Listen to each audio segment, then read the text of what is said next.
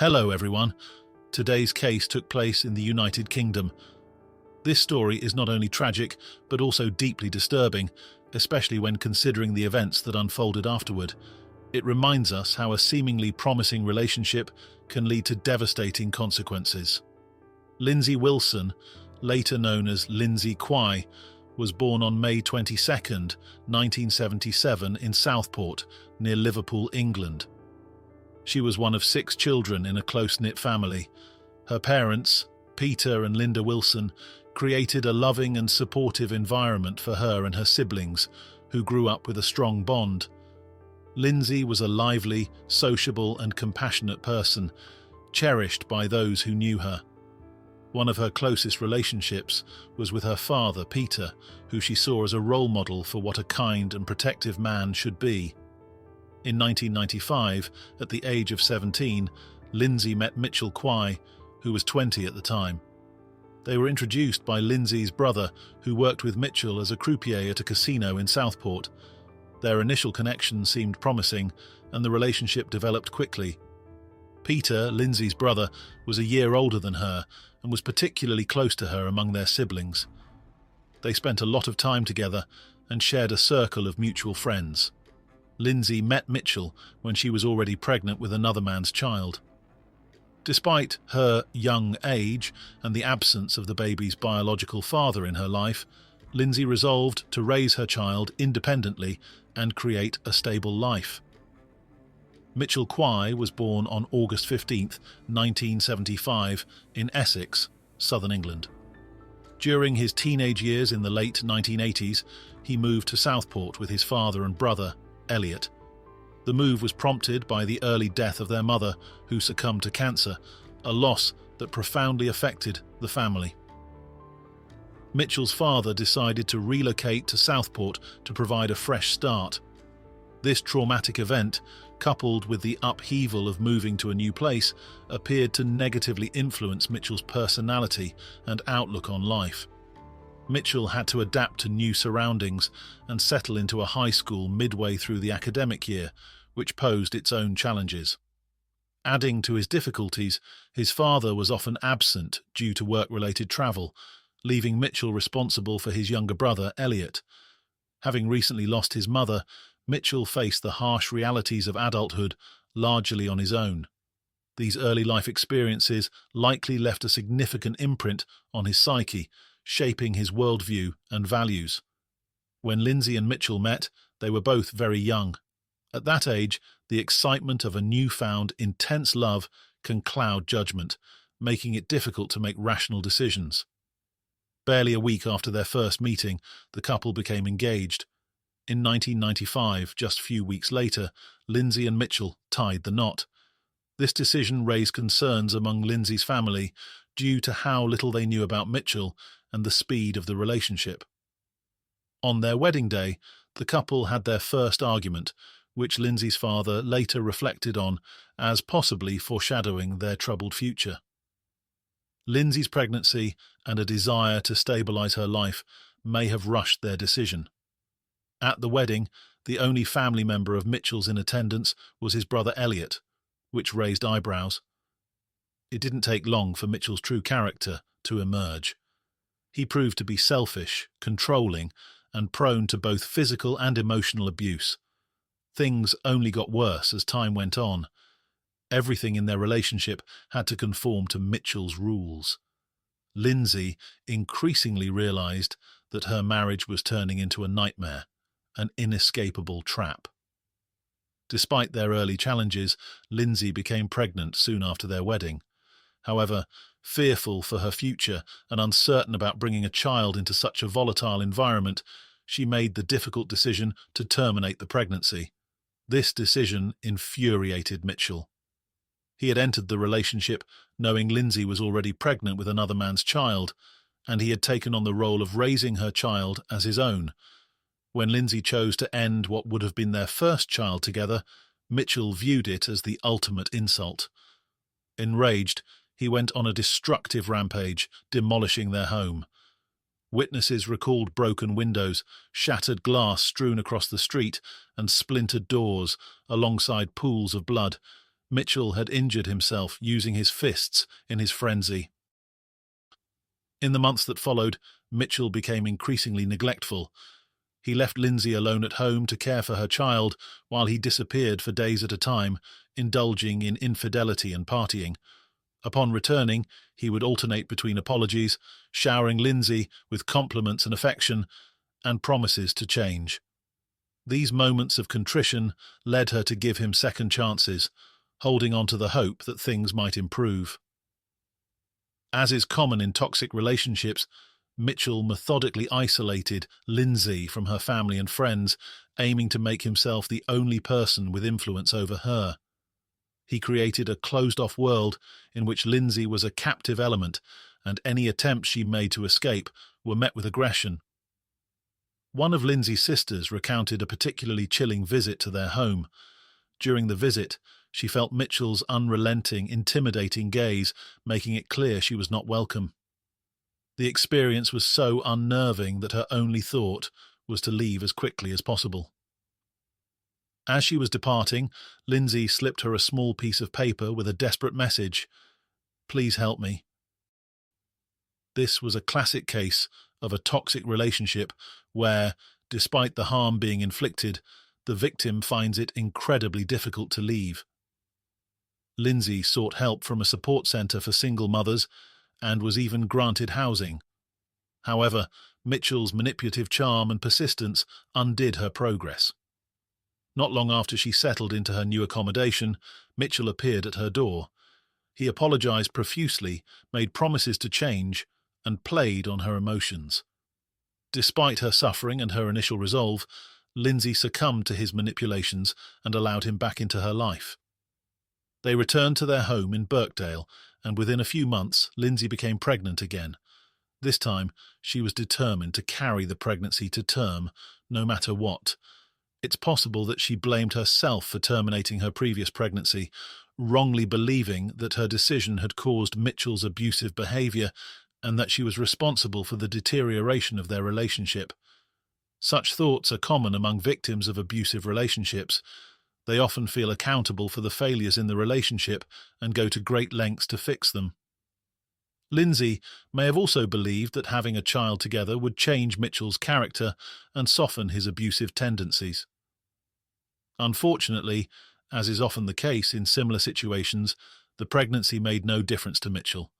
This brings us to December 1998. A few days before Christmas, Mitchell visited Lynsey's parents to pick up gifts for their children. He explained that Lynsey was busy preparing for the holidays and couldn't come herself. During the visit, he casually mentioned suspicions of infidelity on Lynsey's part, which left her family uneasy and disturbed. Her absence didn't immediately raise alarm. Sadly, they had grown used to having limited contact with her due to Mitchell's controlling nature. Christmas and the beginning of the new year passed uneventfully. During this time, Lynsey's family attempted to reach out to her several times, but there was no response. Their concern began to grow, although they tried to convince themselves that it wasn't unusual, as there had been extended periods in the past when she had been unreachable. The alarm was raised in February, when a social worker, unable to get in touch with her, decided to act. Knowing she was a victim of domestic violence, the social worker immediately reported the case to the police on February 5th. When officers visited the home, Mitchell told them that the day before Christmas, Lynsey had informed him that she was leaving the family. She packed her things and left, and since then he hadn't heard from her. When asked about his reaction over the next 2 months, he claimed that Lynsey was an adult and that her departure was her own decision.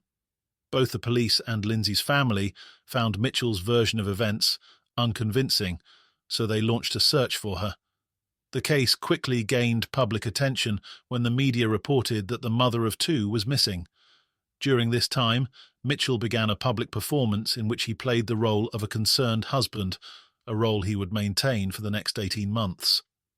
In April 1999, the police discovered that, despite his wife's absence, Mitchell had been cashing social welfare checks made out to Lynsey's name. This led them to believe that he was profiting from her disappearance rather than mourning it. He was arrested under suspicion of fraud, which he justified by claiming that he had been supporting the children abandoned by their negligent mother. The case concluded with Mitchell receiving a sentence of community service. He minimised his actions, stating, "I'm just doing community service for the money and checks Lynsey was entitled to anyway. It's just a minor offence." He added callously, "I wouldn't even piss on her if she were on fire after what she did to me and the kids." In the following months, investigators became increasingly certain of Mitchell's involvement in his wife's disappearance. However, in his interactions with the police or the media, he showed no emotion. He did not seem concerned about Lynsey's fate. At the time, the police lacked enough solid evidence to charge him with any crimes. Meanwhile, Mitchell gained media attention and seemed pleased with his newfound status as a public figure. He appeared at official press conferences held by the police, calling for his wife to return. At the same time, he gladly accepted invitations to television programs, where he focused on himself and portrayed himself as the victim. He adopted a strategy of being perceived as someone whose life was complicated by being the prime suspect, even accused of murdering his wife. One reporter later recalled that while setting up the cameras, Mitchell asked with a smile, "Do I look like a psychopath?" "Perhaps," he said, "because no one really knows what a psychopath looks like." Despite not having vision problems and wearing glasses daily, he wore them only in front of the cameras. Investigators later determined he did this to appear more credible and intelligent. Mitchell also attempted to manipulate the investigation. He repeatedly claimed to have seen his wife while out walking with the children. On one occasion, he said he saw her at the market, and another time he claimed she was a passenger in a black Mercedes. "She was exactly there. She told me to call her. She was standing right next to me, and when I passed by, I saw her sitting in the front passenger seat." He was the only one to report encountering Lynsey at that time, raising suspicion. Later, Mitchell claimed that Lynsey had fled to Spain with another man, a story that was quickly debunked when it was revealed that she didn't even have a passport. Throughout the investigation, he gave the impression of someone reveling in his perceived superiority over the justice system. He was confident, narcissistic, and arrogant. It seemed that leading the police on a wild goose chase gave him a sense of power and control. He would call officers to question why they were searching certain areas, claiming it was a complete waste of time. He undermined their competence, asking if they even knew what they were doing. On Christmas 1999, he sent the lead investigator a gift of hair dye, along with a note that read, "Happy holidays, I'll cover your grey hair and add confidence." This gesture epitomized his extreme arrogance and nearly psychopathic desire to control everything and everyone, just as he had done with Lynsey. Additionally, in front of cameras, Mitchell openly admitted to having affairs with other women while his wife was still missing. Mitchell's unsettling behaviour extended beyond arrogance and manipulation. He openly admitted during interviews that one of the women he had been seeing was intrigued by the mystery surrounding Lynsey's disappearance. Specifically, he claimed that this woman was excited or turned on by the fact that she couldn't be sure whether he had killed his wife or not.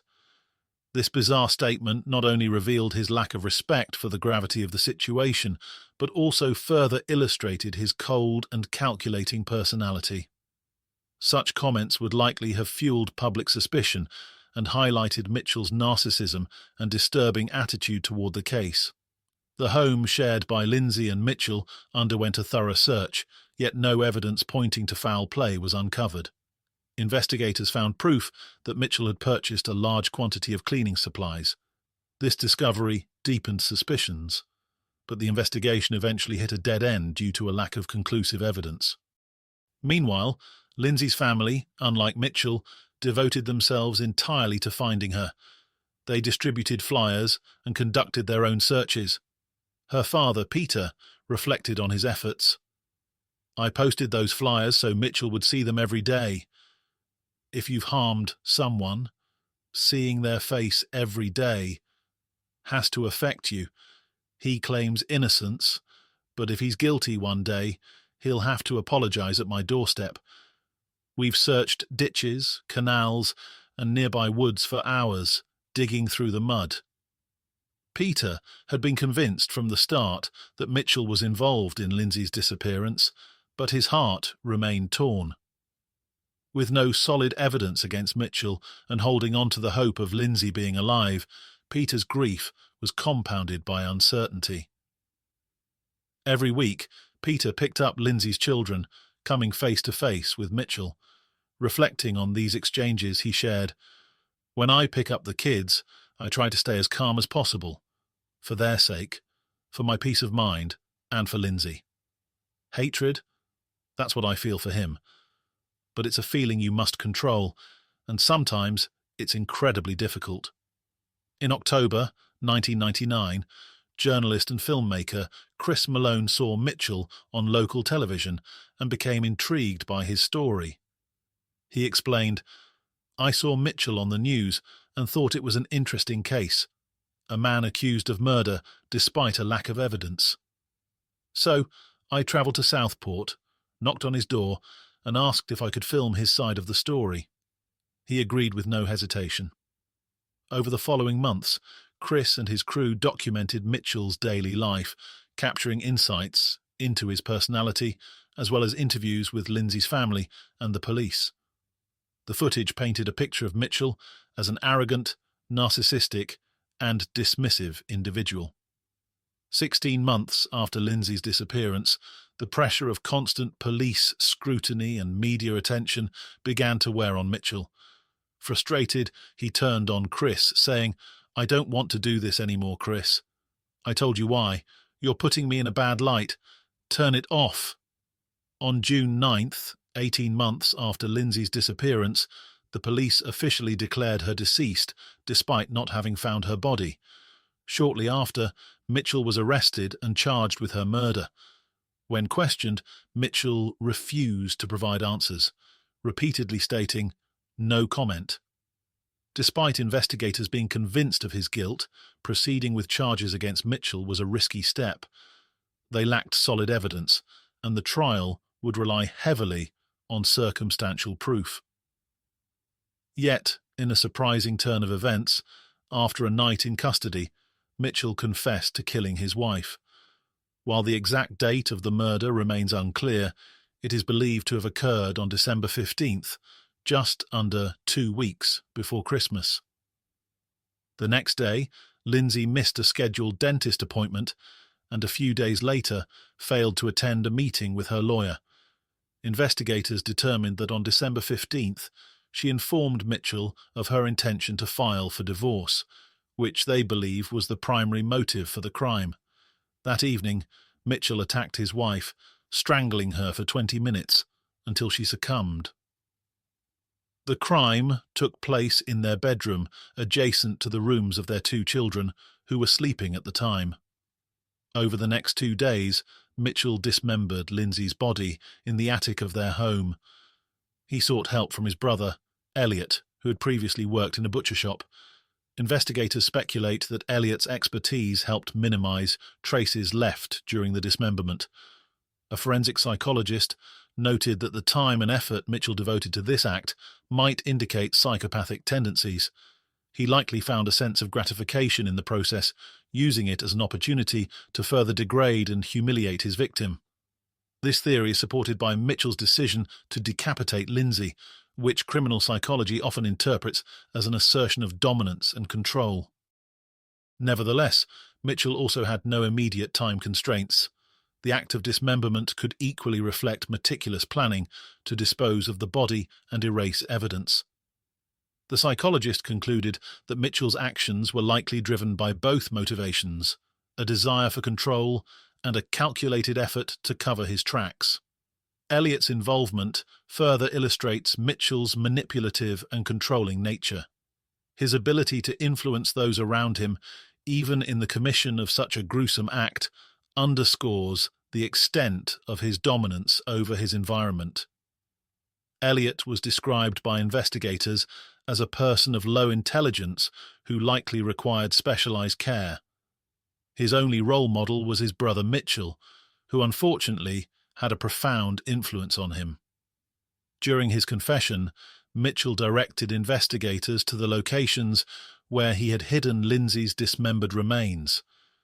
Lynsey's torso was discovered in a black plastic bag buried in a shallow grave near Southport Pleasureland, an amusement park in the central seaside area of the town. Her legs, also wrapped in plastic, were found in bushes near a railway line less than a mile from their home. However, her head and one of her arms were never recovered. A chilling revelation emerged. Mitchell likely concealed Lynsey's body parts while taking walks with his children. This tactic was intended to avoid suspicion and potentially establish an alibi. Imagining such a scenario is both horrifying and incomprehensible. The trial took place in Liverpool Crown Court in January 2001. Remarkably, before the trial began, Mitchell recanted his confession, claiming he hadn't killed his wife, but had merely dismembered her body and disposed of it. This absurd attempt to avoid responsibility for the murder was so implausible that even his defense team advised against pursuing that line of argument. Ultimately, during the trial, Mitchell admitted to all charges. He was also accused of attempting to manipulate the investigation and deliberately misleading law enforcement. The court sentenced Mitchell to life imprisonment with the possibility of parole after 17 years. Elliot, his brother, received a 7-year prison sentence. While the family found these sentences controversial, they acknowledged that they brought a sense of relief and justice, knowing Lynsey's killer was held accountable. "It's like a nightmare," one family member said. "Everything became even heavier, but we must stay strong. You feel like you're breaking inside, but you know you can't fall apart. There's still so much to do. It's just so sad." Sadly, the family's peace was short-lived. Just 3 months after the sentencing, Lynsey's brother, Peter, with whom she shared an especially close bond, was found dead in the attic of their family home. He had taken his own life, leaving no note. Loved ones believe that the grief over his sister's death was the direct cause of his decision.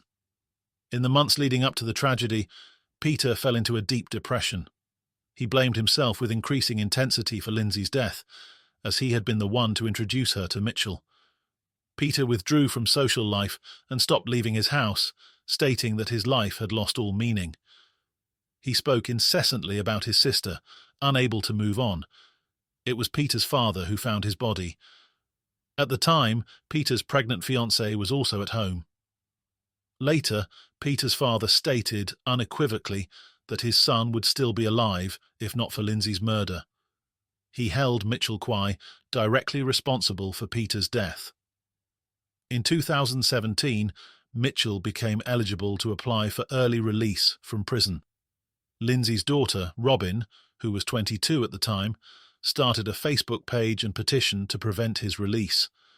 The petition garnered thousands of signatures, which contributed in part to the rejection of Mitchell's application. By the end of 2022, Mitchell's request for parole had been denied 3 times. These decisions were largely influenced by his behavior in prison, where he continued to exhibit aggression, manipulative tendencies, and attempts to assert control over both inmates and prison staff. He was also implicated in drug smuggling within the prison. Lynsey's family continues to blame themselves for their perceived inaction. They remain haunted by the belief that they could have done more to protect her.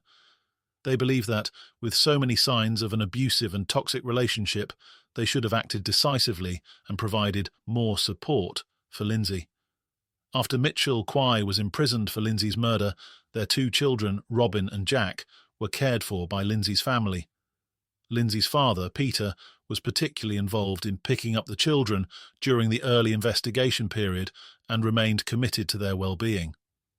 Lynsey's family worked to provide stability and support for the children in the wake of the traumatic events surrounding their mother's death. Let this serve as the greatest lesson for all of us from this tragic story. If there are people among your loved ones or acquaintances who are struggling with similar issues, now might be the time to reach out. Offer them your presence and also professional help. Often, these are individuals suffering in silence, unable to find a way out of their daily nightmare.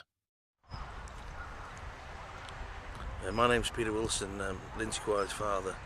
The documentary, the second one we made, is going out on the 25th of this month, and it'll be upsetting for the family, but hopefully people will understand what went on and how bad it was, and remember that Elliot's somewhere out there amongst you, and he got away with very lightly for what he did.